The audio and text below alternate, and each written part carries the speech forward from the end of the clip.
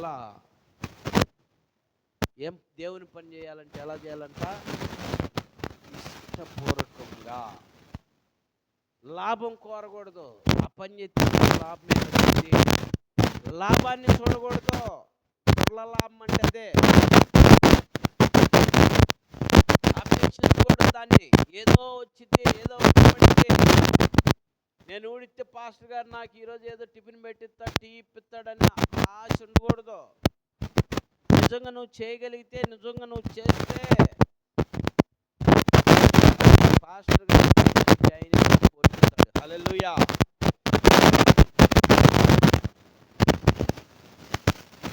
నాకే ఉద్యోగం లేదు, నేను సమర్పణ చేశా,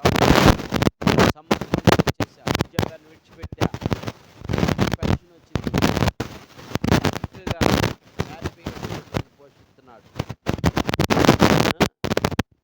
గనులకు లేనిటువంటి ఆధిక్యత దేవుడు నాకు ఇచ్చాడు. హల్లెలూయా. గనులకు లేదే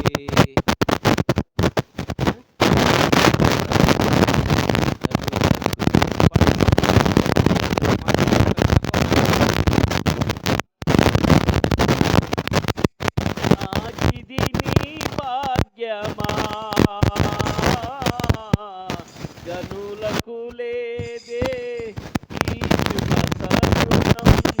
నాది నీ భాగ్యమా, జీవితమంతా నీకర్పించి నీ రుణమునే తీర్చనా,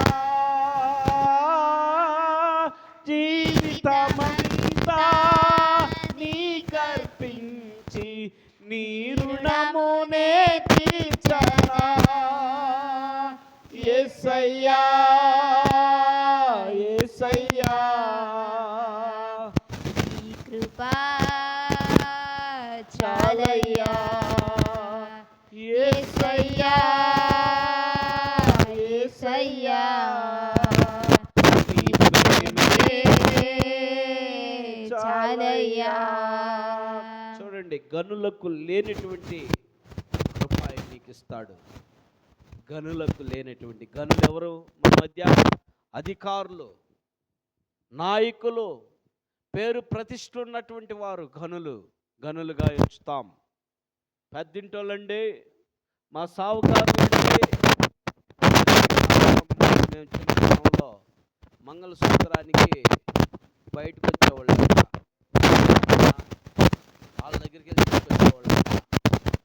మన పూర్వీకులు వాళ్ళు ఇచ్చేవాళ్ళంట, పెద్ద పెద్దోళ్ళు డబ్బున్నవాళ్ళు ఇచ్చేవాళ్ళు అంట. మరి వాళ్ళని మన అప్పుడు అందరూ పెద్దవాళ్ళుగా గనులుగా వాళ్ళని ఎంచారు కాబట్టి వాళ్ళ దగ్గరికి వెళ్ళి సహాయం కోరుకుంటూ ఉండేవాళ్ళు. మరి ఆ గనులకు లేనటువంటి కృప దేవుడు నీకు ఇస్తాడు. ఎలా ఇస్తాడు? నువ్వు ఓరకునుంటే ఇస్తాడా? ఓరకునుంటే ఇస్తాడా? నువ్వేం చేయాలా?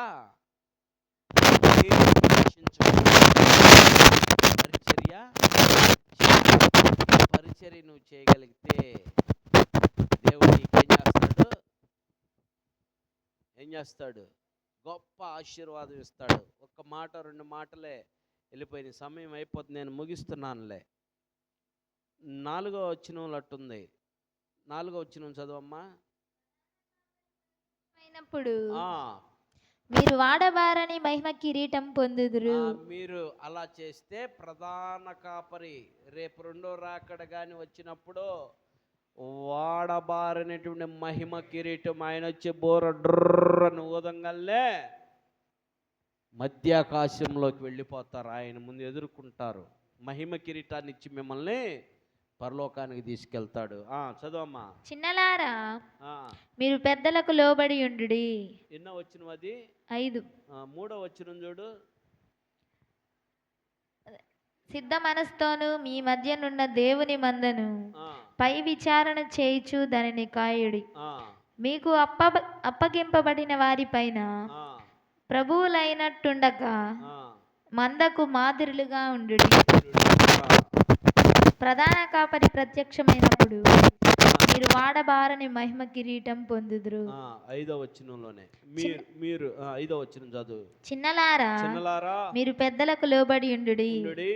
మీరందరూ ఎదుటి వాని ఎడల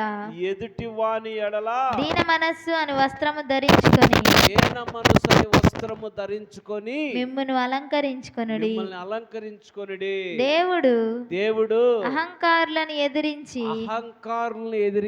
దీనులకు కృప అనుగ్రహించును.